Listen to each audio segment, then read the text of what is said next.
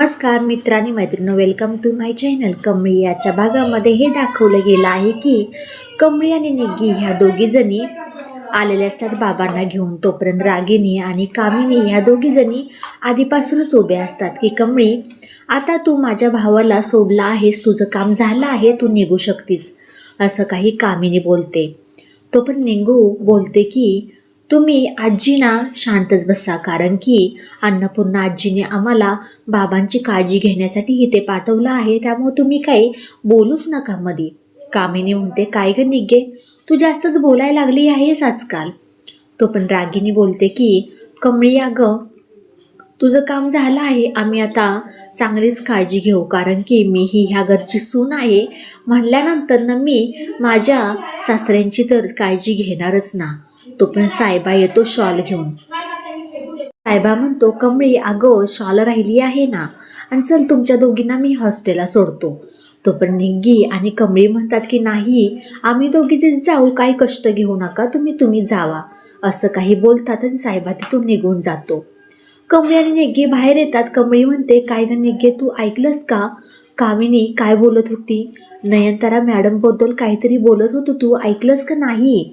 निग्गी म्हणते, नाही ग, मी काही तसलं ऐकलं वगैरे नाही, काहीसुद्धा नाही केलं, असं काही बोलल्यानंतर न कमी म्हणते, हो ठीक आहे, चल जाऊया आपण. निग्गी म्हणते, अगं ऋषी सर का ग अचानक गेले, कोणाचा फोन आला होता, काय झालं होतं काय नक्की?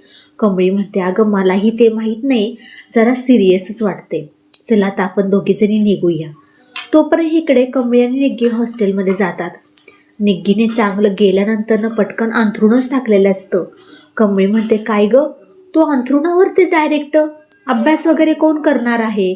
निग्गी म्हणते, अगं माझे चालून चालून पाय एकदम थकले आहेत, मला काहीही नको, मला नाही करायचा अभ्यास, असं म्हणून ती झोपते.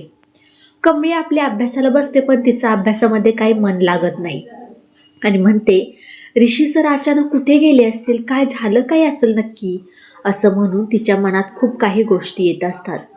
आणि म्हणते, आपण फोन केला तर? हीच गोष्ट आपली निग्गी ऐकते. म्हणते, फोन केला तर करूया ना, चल ना आपण फोन करूया.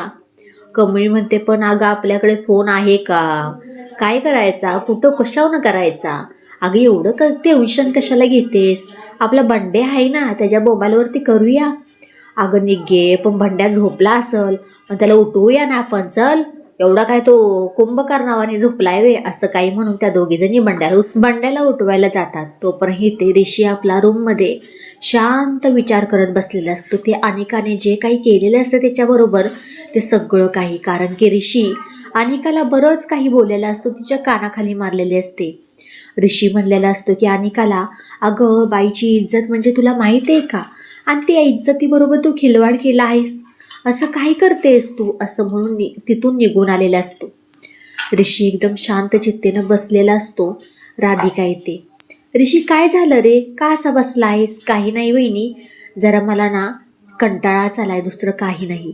अरे ऋषी, तुला कंटाळा येतो का? तू कधी वाटलं नव्हतं तुला कंटाळा येतो म्हणून. वहिनी बाद झालं ना, किती चेष्टा वगैरे करताय काय वगैरे, असं काही म्हणल्यानंतर राधिका म्हणते, अरे काय झालं, काय सांगशील का नाही, असं काय म्हणलं तर ऋषी म्हणतो की मी बाबांना घेऊन गेलो तर होतो, कमळीबरोबर होतो, पण त्या अनिकानं सगळा काही गोंधळ घातला.